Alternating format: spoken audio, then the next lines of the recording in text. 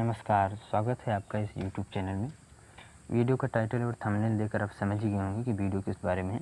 उसी के अनुरूप मैं आपको ये स्लाइड दिखा रहा हूँ। यहाँ पर आप देखिए कि लिखा हुआ है computer operator and programming assistant और ये लिखा हुआ है सिलेबस। एक्चुअली ये पूरी ट्रेड के बारे में एक पूरी फाइल है, उसमें सिलेबस भी दिया गया है, बाकी सारी चीज़ें दी गई हैं। तो उन्हीं के बारे में ये सारी चीज़ें हैं। यहाँ पर आप देखिए कि लिखा हुआ है reference learning outcome, apply safe working practices, और उसके बाद प्रोफेशनल स्किल्स, ट्रेड प्रैक्टिकल, और उसके बाद यहाँ देखिए ट्रेड थ्योरी। तो यहाँ पर जो लिखा हुआ है ये जो 3 पॉइंट्स है, यहाँ पर इन्हीं 3 पॉइंट्स को ध्यान में रखते हुए आगे के वीडियो में चर्चा की गई है, क्वेश्चंस के बारे में डिस्कशन की गई है। मैं इन चीज़ों को इसलिए आपको दिखा रहा हूँ कि ताकि आप इस बात से निश्चिंत हो जाएं कि जो कंटेंट आप पढ़ने जा रहे हैं उससे आपका समय बेकार नहीं जाएगा। आप उस समय को अच्छे से यूटिलाइज कर पाएंगे और एक बेहतर तैयारी की दिशा में कदम बढ़ा पाएंगे। और इस समय एक बात और चर्चा में है, ये खबरें आ रही हैं कि हो सकता है एग्ज़ाम ऑनलाइन हो और उसको लेकर काफ़ी स्टूडेंट्स ऑकवर्ड फील कर रहे हैं कि कैसे होगा, और सबसे बड़ा प्रश्न यही है कि कब होगा। तो कब होगा ये तो नहीं पता, लेकिन कैसे होगा इसके बारे में भी जानकारी नहीं है। बहरहाल जो भी होगा अच्छे के लिए ही होगा, लेकिन प्रिपरेशन आपकी अच्छे से होनी चाहिए, चाहे ऑनलाइन हो या चाहे जब भी हो। तो इन्हीं चीज़ों को ध्यान में रखते हुए ये वीडियो तैयार किया गया है। आशा है आपको ये वीडियो पसंद आएगा। तो चलिए चलते हैं क्वेश्चंस की तरफ। तो चलिए क्वेश्चंस को स्टार्ट करते हैं। पहला क्वेश्चन देखते हैं। पहला क्वेश्चन है कोपा का कोर्स आप किस कक्षा के बाद कर सकते हैं? ऑप्शन ए है 10th, बी है 12th, सी है 8th और डी है यूजी यानी अंडर ग्रेजुएशन। तो आप सभी जानते हैं कि कोपा का कोर्स आप क्लास 10th के बाद कर सकते हैं, और आप सभी का एडमिशन भी क्लास 10th की मेरिट के बेसिस पर ही हुआ होगा। तो इसका option number A is correct. चलिए क्वेश्चन नंबर सेकंड देखते हैं। कोपा का कोर्स कितने समयांतराल का होता है? ये भी आप जानते हैं कि कोपा का कोर्स का जो समयांतराल होता है वो 1 साल का तो होता है। तो इसका option number A is the correct answer. Question number third देखते हैं। कोपा का पूर्ण रूप क्या है? बेसिकली इसमें फुल फॉर्म पूछ रहा है कोपा की। तो कोपा की फुल फॉर्म है computer operator and programming assistant. तो ऑप्शन नंबर सी इसका करेक्ट हो जाएगा। चलिए नेक्स्ट क्वेश्चन देखते हैं। जिसमें लकड़ी, प्लास्टिक, कागज़ या कार्बनिक पदार्थ शामिल होते हैं, किस प्रकार की आग श्रेणी में वर्गीकृत होते हैं? तो आप जानते हैं कि आगों को कई प्रकार में वर्गीकृत किया गया है, ए बी सी करके। तो ये जो दिया गया है कि लकड़ी, प्लास्टिक, कागज़ या कार्बनिक पदार्थ इसमें शामिल होते हैं, तो वो किस प्रकार की आग श्रेणी में आते हैं? तो इसका ऑप्शन नंबर जो है बी करेक्ट हो जाए, क्लास ए में ये सभी आते हैं। चलिए नेक्स्ट क्वेश्चन देखते हैं। लिक्विफाइड गैसों द्वारा लगी आग को बुझाने के लिए किस श्रेणी का आग बुझाने वाला यंत्र उपयुक्त है? लिक्विफाइड गैसों द्वारा जो आग लगती है, तो लिक्विफाइड गैसें जो होती हैं, जैसे आप समझ सकते हैं कि एलपीजी, आप कह सकते हैं कि लिक्विड पेट्रोलियम गैस जो होती है, इस तरह की और भी गैसें होती हैं, उनको बुझाने के लिए ड्राई पाउडर फायर एक्सटिंग्विशर का यूज़ किया जाता है। तो इसका ऑप्शन नंबर सी करेक्ट हो जाएगा। चलिए नेक्स्ट क्वेश्चन देखते हैं। निम्न में से किसमें लगी आग के लिए शीतल जल की बौछार उपयुक्त रहती है? ऑप्शन हैं मिट्टी का तेल, एलपीजी गैस, कागज़, बिजली के तार। तो ये आप सभी जानते हैं कि शीतल जल की बौछार से या पानी की बौछार से हम क्लास ए लेवल की जो आग होती है उसे हम बुझा सकते हैं। तो इसमें ऑप्शन नंबर बी करेक्ट हो जाएगा। चलिए नेक्स्ट क्वेश्चन देखते हैं। किस प्रकार का फायर एक्सटिंग्विशर विद्युत आधारित अग्नि के लिए प्रयोग नहीं करना चाहिए? बेसिकली ये पूछना चाह रहा है कि अगर शॉर्ट सर्किट से अगर कहीं आग लगी है तो उसके लिए किस प्रकार का हमें अग्निशामक यंत्र प्रयोग नहीं करना है। ऐसा नहीं है कि जो भी मिला और आप लेकर जाकर वहाँ पर यूज़ कर लिए, तो उससे हो सकता है कि आप सुरक्षा के लिए लेकर गए हैं और वो ख़तरा बन जाए। तो इसमें हम अगर इलेक्ट्रिसिटी या फिर शॉर्ट सर्किट से आग लगी है तो उसमें हम फोम एक्सटिंग्विशर जो है उसका यूज़ नहीं करेंगे।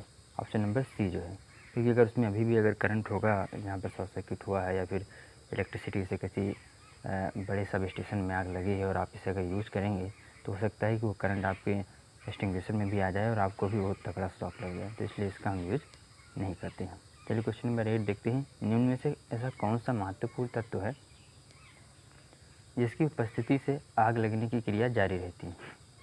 ऑप्शन नंबर ए है उष्मा, बी है ऑक्सीजन, सी है ईंधन और डी है ये सभी। तो आप सभी जानते हैं कि आग लगने के लिए इन तीनों चीज़ों का होना आवश्यक है। उष्मा भी होनी चाहिए, ऑक्सीजन भी होनी चाहिए और ईंधन भी होना चाहिए। तो option number D is the correct option. चलिए क्वेश्चन नंबर 9 देखते हैं। विद्युत तारों में लगी आग को बुझाने के लिए प्रयोग किया जाने वाला अग्निशामक यंत्र है। वही क्वेश्चन जो पीछे भी आप कर चुके हैं कि अगर विद्युत तारों में अगर आग लगी है तो इसके लिए कौन सा फायर एक्सटिंग्विशर हम यूज़ करेंगे, तो उसके लिए हम कार्बन टेट्राक्लोराइड युक्त यंत्र जो है उसका यूज़ करेंगे। ऑप्शन नंबर सी करेक्ट है। चलिए क्वेश्चन नंबर 10 देखते हैं कि वैद्युत कार्यशालाओं में आग बुझाने हेतु क्या होना चाहिए। तो ऑप्शन ए है आग बुझाने वाला यंत्र उपलब्ध होना चाहिए। ऑप्शन नंबर बी है रेत से भरी बाल्टियाँ उपलब्ध होनी चाहिए। सी है जल की व्यवस्था हेतु जल से भरी ओवरहेड टंकी होनी चाहिए। डी है उपरोक्त तीनों वस्तुएं उपलब्ध होनी चाहिए। तो जो ऑप्शन नंबर डी है वो करेक्ट हो जाएगा कि तीनों ही चीज़ें जो हैं, जो ऑप्शन ए बी सी हैं, वो तीनों ही चीज़ें उपलब्ध होनी चाहिए। आप अगर कभी गए भी होंगे पावर स्टेशन में या फिर आप अगर पेट्रोल पंप पर गए होंगे तो आपने देखा होगा कि वहाँ पर आग बुझाने वाले जो यंत्र होते हैं, बाल्टियाँ रखी होती हैं और कई सारी चीज़ें होती हैं। अगर आप गए होंगे तो आपने देखा होगा। तो ये तीनों ही चीज़ें उपलब्ध होनी चाहिए। तो ऑप्शन नंबर 10 का जो है, क्वेश्चन नंबर 10 का ऑप्शन नंबर डी करेक्ट हो जाएगा। चलिए क्वेश्चन 11 देखते हैं। विद्युत उपकरणों और ऐसे आग वाले प्रतिष्ठानों में किस प्रकार के आग बुझाने वाले यंत्र का प्रयोग करते हैं? तो विद्युत उपकरणों या ऐसे आग वाले प्रतिष्ठानों में तो इस प्रकार के जो प्रतिष्ठान होते हैं या फिर जो उपकरणों में अगर आग लगती है तो उसके लिए हम हैलोन प्रकार का जो फायर एक्सटिंग्विशर होता है उसका यूज़ करते हैं। ये आपने पढ़ा भी होगा बुक में। चलिए अब नेक्स्ट क्वेश्चन देखते हैं। CCl4 का पूरा नाम क्या है? इसे CCl4 कहते हैं। तो बेसिकली इसका फुल फॉर्म पूछा है, तो इसका फुल फॉर्म होता है कार्बन टेट्रा क्लोराइड। अगर आपने हाई स्कूल में केमिस्ट्री में अगर आपको याद हो तो आपने पढ़ा होगा कि केमिस्ट्री में एक चैप्टर था carbon and its compound, carbon एवं उसके यौगिक। तो कार्बन की 4 वैलेंसीज होती हैं, तो अगर 4 कंपाउंड्स लगा दिए जाएँ तो वो स्टेबल हो जाता है। तो CCl4 का मतलब है कि 4 क्लोरीन लगे हुए हैं, इसका बस यही मतलब है।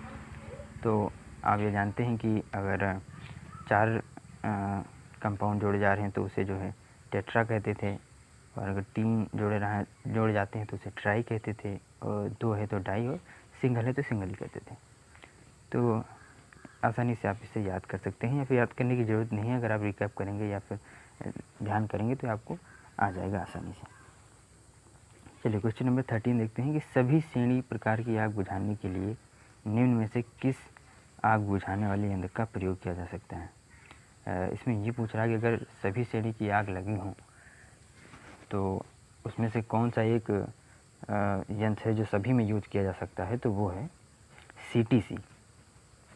CTC आग बुझाने वाला जो यंत्र है, इसे आप हर प्रकार की श्रेणी की आग में यूज कर सकते हैं। बेसिकली ये वन मैन आर्मी के तरीके काम करता है कि आप जितने ही प्रकार की आग लगी होंगी अकेला ही उन्हें समाप्त करने में सक्षम है। तो 13 क्वेश्चन हो गए। क्वेश्चन नंबर 14 देखते हैं कि CTC आग बुझाने वाले यंत्र में कौन सा द्रव वायु दाब के साथ भरा होता है? ऑप्शन है कि कार्बन टेट्राक्लोराइड, ऑप्शन बी है कार्बन डाइऑक्साइड, सी है ब्रोमोक्लोरो डाइफ्लोरोमीथेन और डी है ए और सी दोनों। तो इसमें जो है CTC में कार्बन टेट्राक्लोराइड तो होता ही है, साथ में ब्रोमोक्लोरो डाइफ्लोरोमीथेन भी होता है एयर प्रेशर को मेंटेन करने के लिए। तो इसका ऑप्शन नंबर डी जो है ए और सी दोनों ये सही हो जाएगा। चलिए नेक्स्ट क्वेश्चन देखते हैं। Last but not list, petrol से लगी आग को बुझाने के लिए किसका प्रयोग किया जाता है? तो पेट्रोल से जो आग लगती है तो उसके लिए फोम प्रारूपी आग बुझाने वाला यंत्र यूज किया जाता है। ऑप्शन नंबर ए करेक्ट हो जाएगा। तो इस प्रकार से आपके 15 क्वेश्चन हो चुके हैं और 15 ही क्वेश्चन इस पहले चैप्टर में हैं। और आपको कितना स्कोर हुआ है ये भी आप बताइए। इन सब क्वेश्चंस करने के बाद कमेंट सेक्शन में बताइए आपका स्कोर क्या रहा। और अगर आपने अभी तक इस चैप्टर को नहीं पढ़ा है फिर भी आप इन क्वेश्चंस को करिए और उसके बाद जाकर चैप्टर्स को पढ़िए। तब आप समझ पाएंगे कि क्वेश्चन किस तरीके से फ्रेम होते हैं और क्वेश्चंस करने के बाद आपको जो टॉपिक आप पढ़ेंगे उसमें एक अच्छी समझ आपकी विकसित होगी। आशा करता हूँ ये वीडियो आपको पसंद आया होगा और आपने इस वीडियो को एंजॉय किया होगा। अगर आपको इस वीडियो से संबंधित या फिर इस वीडियो में जो क्वेश्चंस हैं उनसे संबंधित कोई डाउट है या फिर आप कोई सुझाव देना चाहते हैं तो ज़रूर आप कमेंट सेक्शन में लिखिए, मैं ज़रूर उन्हें रिप्लाई करने का प्रयास करूँगा। और यदि आप चाहते हैं कि मैं ऐसे वीडियो और लाऊँ, अन्य चैप्टर से लाऊँ, तो आप उन्हें भी कमेंट सेक्शन में लिखिए। मैं ज़रूर अन्य चैप्टर्स को लाऊँगा। और या फिर आप चाहते हैं कि मैं टॉपिक्स को और ज़्यादा एक्सप्लेन करूँ, चैप्टर्स के टॉपिक्स को एक्सप्लेन करूँ, तो वो भी आप कमेंट सेक्शन में लिखिए, मैं उन्हें भी करने का प्रयास करूँगा। चलिए आज के लिए इतना ही, फिर मिलेंगे नेक्स्ट वीडियो में। नमस्कार।